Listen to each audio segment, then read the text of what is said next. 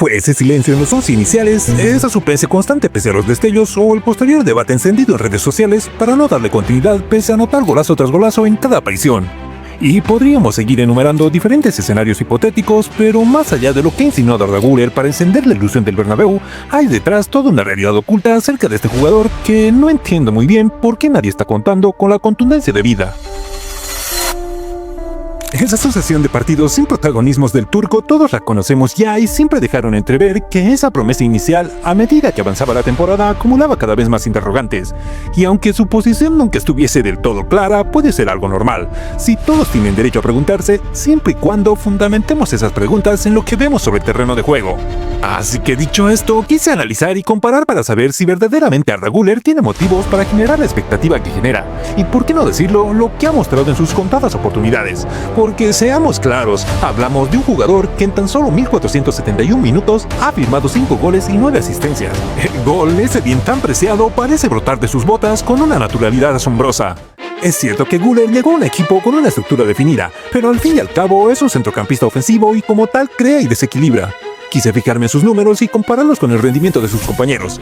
5 goles superan el solitario tanto de Modric, con 1051 minutos menos que el croata. Triplican los de Tchouaméni y Camavinga y dejan a Ceballos con 1772 minutos en sus piernas a 0 en esta faceta. Su dimensión como aspirante a crack es innegable.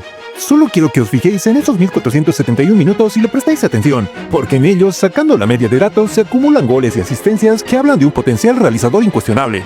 Su capacidad para dañar defensas, esa cualidad tan esquiva, también se puede contrastar externamente. Comparémoslo con otro zurdo mágico y precoz, Lamine Yamal, con un número de partidos totales casi similares, acumula 26 goles frente a los 24 del turco, pero con la asombrosa diferencia de 3.356 minutos menos jugados. Traducido a promedio, Güler marca cada 216 minutos, mientras que Yamal necesita 321. Si bien la capacidad de Yamal para liderar una ofensiva es más evidente por sus 18 asistencias más, la pegada de Güler es un argumento de peso con el agravante de sus minutos concedidos. Ahora centrémonos en un jugador que llegó para marcar diferencias en el centro de campo del Real Madrid, y la pregunta es inevitable, ¿se le dio la continuidad necesaria para hacerlo? Y no, por supuesto que no hacía falta insistir aquí en que tenía que demostrarlo cuando su talento era evidente en cada aparición. Probablemente lo que muchos no entendían o lo que no terminan de ver era que con muchísimos menos partidos ya ofrecía argumentos para un rol más protagónico.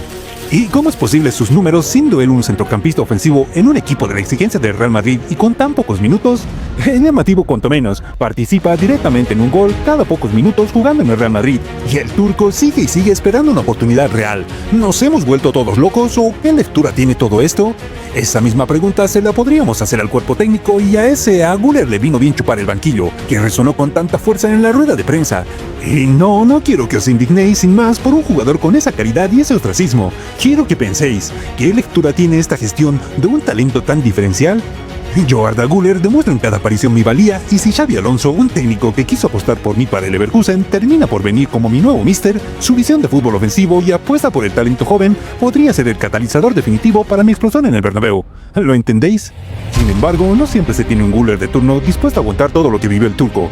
Esto en la cabeza de muchos no termina de encajar. En un club como el Real Madrid, con la necesidad constante de talento fresco y desequilibrante, resulta inverosímil decisiones que a veces cuesta comprender.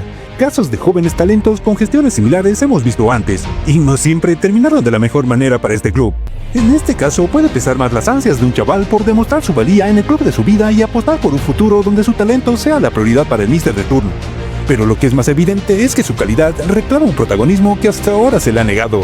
La incógnita persiste en el aire del Bernabéu. ¿Será la llegada de Alonso al banquillo la llave que finalmente desate el torrente de fútbol que Arda Güler lleva dentro? El tiempo implacable dictará sentencia porque el enigma Güler aún no tiene su último movimiento.